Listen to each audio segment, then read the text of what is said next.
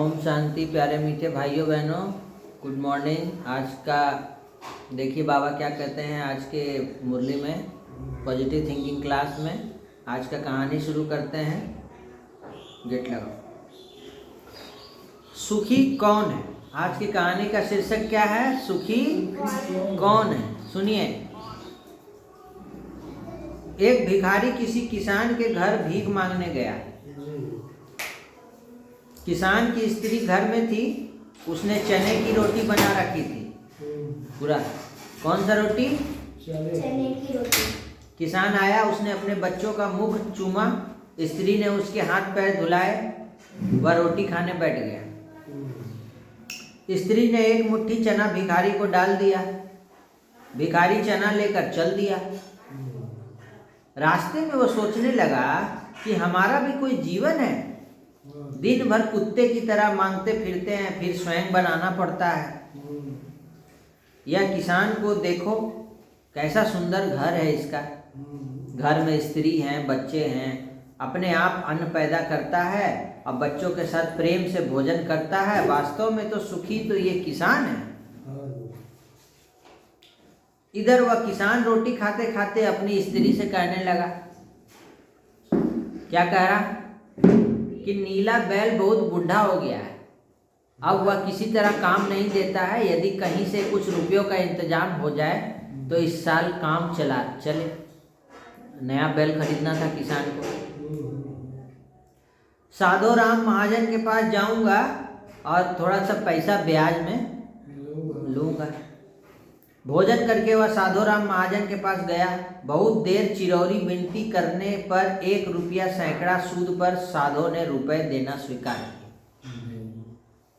एक लोहे की तिजोरी में से साधो राम ने एक थैली निकाली और गिन करके रुपए किसान को दे दिए। रुपए लेकर किसान अपने घर चला गया। वह रास्ते में सोचने लगा कि हम भी कोई आदमी हैं। घर में 5 रुपया भी नगद नहीं है। कितनी चिरौरी विनती किए तब जाके इससे पैसा हमको मिला। तो इससे अच्छा तो ये साधो कितना धनी है। इससे अच्छा तो सुखी ये है।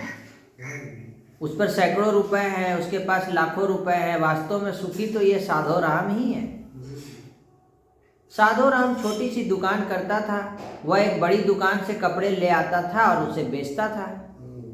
तो दूसरे दिन साधो राम कपड़े लेने गया। वहाँ सेठ पृथ्वीचंद की दुकान से कपड़ा लिया।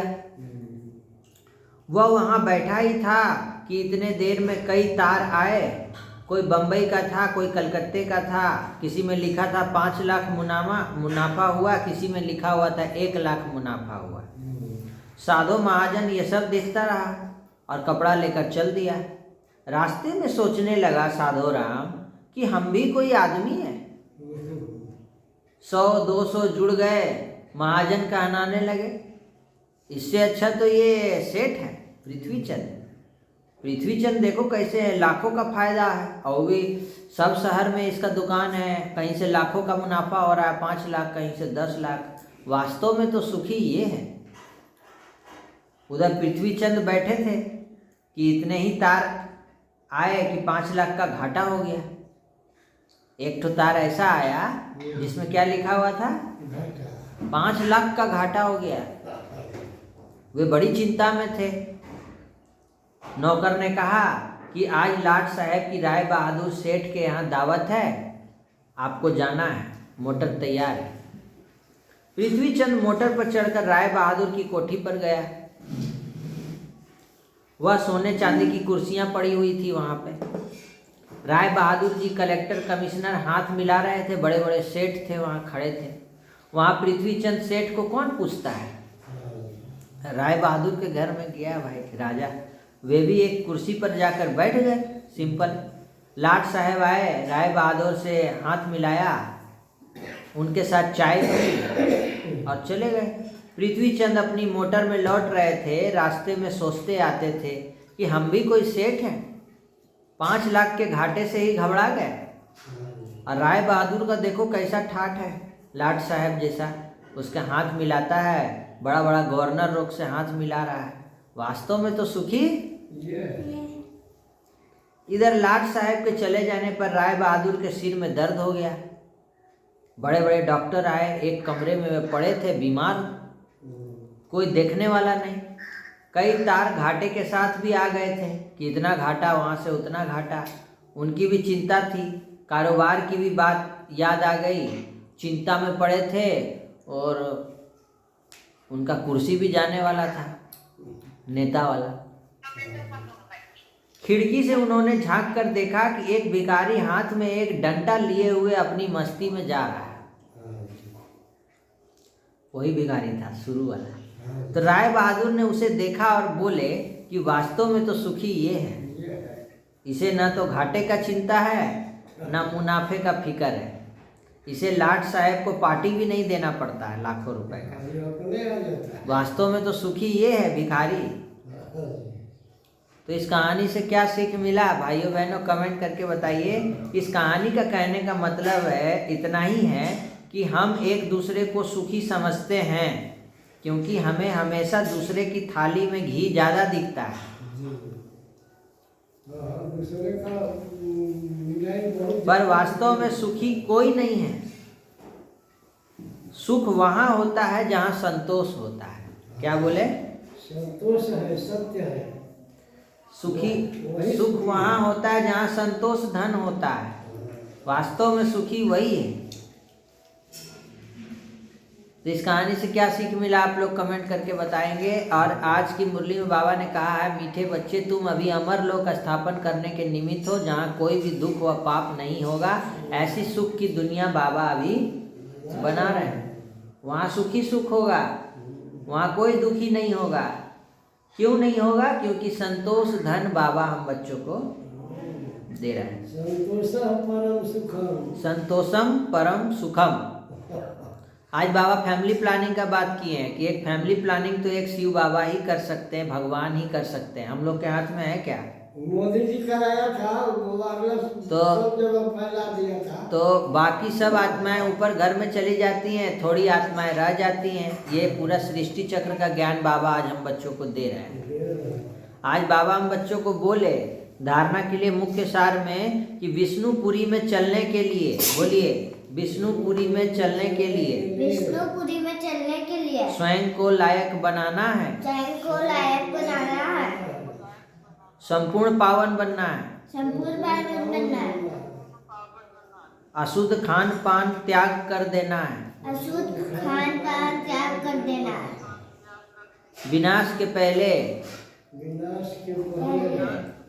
अपना सब कुछ सफल करना है। अपना सब कुछ सफल करना है। नहीं तो क्या बोले बाबा जानते हैं क्या बोले? चोरी, जो सोन का धन शैतान खाता है, बोले ना, जो सफल नहीं किया उसका क्या, उसका धन चोर ले जाता है, चोरी हो जाता है। दूसरा धारणा के लिए मुख्य सार, जल्दी जल्दी पढ़कर होशियार होना है। कोई भी विकर्म ना हो इसका ध्यान रखना है।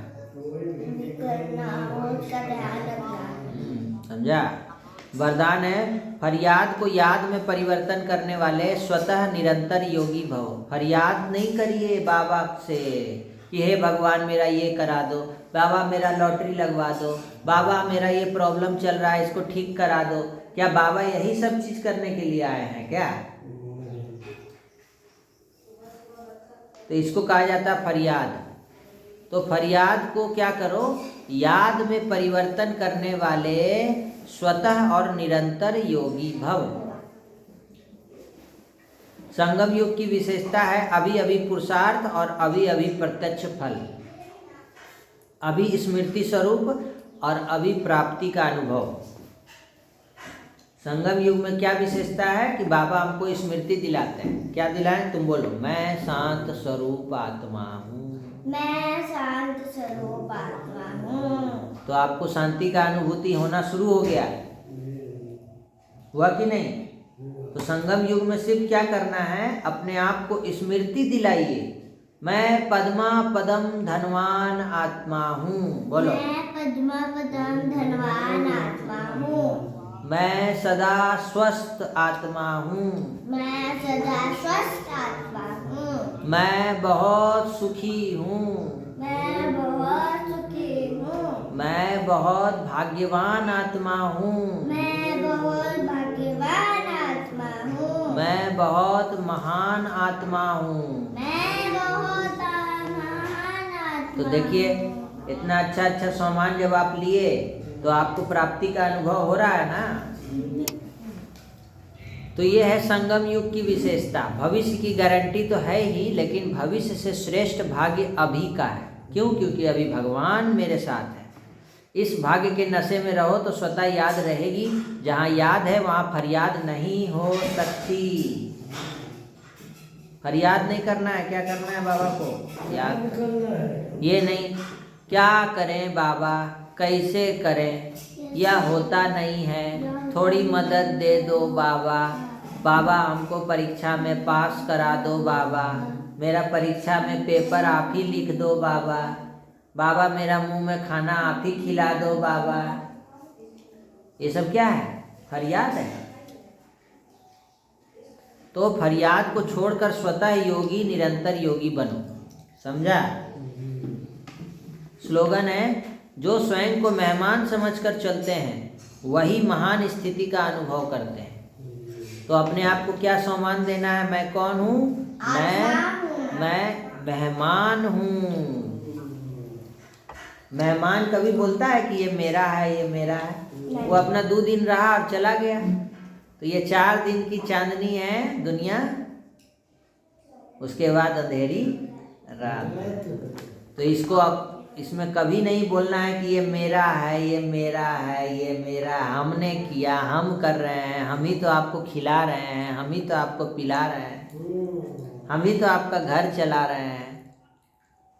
सब अपना अपना भाग्य का खाता है। वो कहानी सुने थे ना, राजा रानी वाला, राजा वाला, जो एगो बेटी दोनों बेटी को बोलता था कि तुम भगवान का नाम मत लो, तुम मेरा नाम जपो। तो एगो बेटी जो बहुत भक्त थी, तो एगो बेटी जो है बोलती थी, बाबा पापा आप बहुत अच्छे हैं, आप ही तो सब करते हैं, आप हमको ये दिए, आप हमको वो दिए, पापा की जय हो, पापा की जय हो, ऐसे करती थी। अरे एगो बेटी बोलती थी, क्या बोलती थी कि सब अपना अपना भाग्य का खाता है पिताजी, वो भगवान का जय हो जो भगवान हम बच्चों को दे रहे हैं। तो उसका पिताजी बहुत घमंडी था। उसका पिताजी को बड़ी जोर दुख लगता था। तो उसको क्या किया, उसको मरवाने का सोचने लगा। तो हिरण्यकश्यप का भी कहानी सुने होंगे। अभी होली आ रहा है ना, वही चीज है। अभी होली आ रहा है, तो होली पे एक कहानी है हिरण्यकश्यप वाला, जो उसको होलिका से जला देता है। तो क्या देना है सम्मान? मैं मेहमान हूँ, सब तेरा ही है भोलेनाथ, मेरा तो कुछ भी नहीं। अव्यक्त इशारे। संगठन का बल, स्नेह का बल, एक दो को सहयोग देने का बल, सहनशीलता का बल जमा करो तो माया कभी वार नहीं कर सकेगी। कौन कौन सा बल? संगठन में रहो, मतलब सेंटर आना जाना करो। स्नेह का बल जमा करो, एक दो को सहयोग देने का बल जमा करो, सहनशीलता का बल जमा करो तो माया कभी वार नहीं कर सकेगी। फिर जय जयकार का नारा लगेगा, सब एक ही शब्द में बोलेंगे, मेरा बाबा आ गया। जब इतने सभी अनेक होते भी एक दिखाई देंगे, एक की लगन में मगन एक रस स्थिति में स्थित होंगे, तब प्रत्यक्षता की निशानी देखने में आएगी।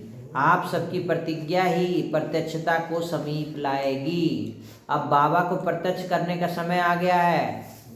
अब देखना, बाबा बोले कि हर घर घर में बाबा का झंडा लगेगा, पूरा विश्व में, और सब एक सुर में बोलेगा, मेरा बाबा। होमवर्क है आज का सम्मान, मैं स्वतः और निरंतर योगी आत्मा हूँ। और आज का 2 शब्द ले लीजिए आप, फरियाद और याद। फरियाद और याद, क्या करना चाहिए? याद की फरियाद?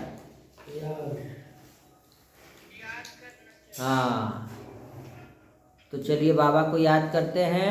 बाबा को फरियाद करते आए हैं अभी तक, अब हम लोग करते हैं बाबा को याद। देखिए कैसे किया जाता है बाबा को याद। फरियाद में तो बोलते थे कि बाबा मेरा ये करवा दो ना बाबा, परीक्षा पास करवा दो ना बाबा, बाबा हमको धन दे दो ना बाबा, बाबा हमको ये दे दो वो दे दो। गाड़ी दे दो, बंगला दे दो, लॉटरी लगवा दो, ये सब फरियाद है। अब बाबा को याद करते हैं। चलो अपने को आत्मा देखिए, मैं एक आत्मा हूँ। कौन सी आत्मा हूँ? मैं एक परम पवित्र आत्मा हूँ, शुद्ध आत्मा हूँ, ज्ञान स्वरूप आत्मा हूँ। मैं कितना शुद्ध और पवित्र आत्मा था, रावण ने हमको एकदम कलाहीन बना दिया था। अब बाबा मिले हैं, बाबा ने हमको चुना और हमें फिर से शुद्ध पवित्र 16 कला संपूर्ण निर्विकारी बना रहे हैं। हमारे सारे पुराने संस्कार जो रावण ने दिए थे सब जलकर भस्म हो रहे हैं और बाबा हमारे जन्म जन्म के विकर्मों को भस्म कर रहे हैं। मैं आत्मा सच्चा सोना बनती जा रही हूँ। मैं आत्मा शुद्ध पवित्र बनता जा रहा हूँ। यह है बाबा की याद, है ना। बाबा को याद कर रहे हैं तो बाबा के जैसा बन जाना होगा। ओम शांति। सबका भला हो, सब शांत रहे, सुखी रहे, निरोगी रहे, नशा मुक्त रहे, स्वस्थ रहे। ओम शांति।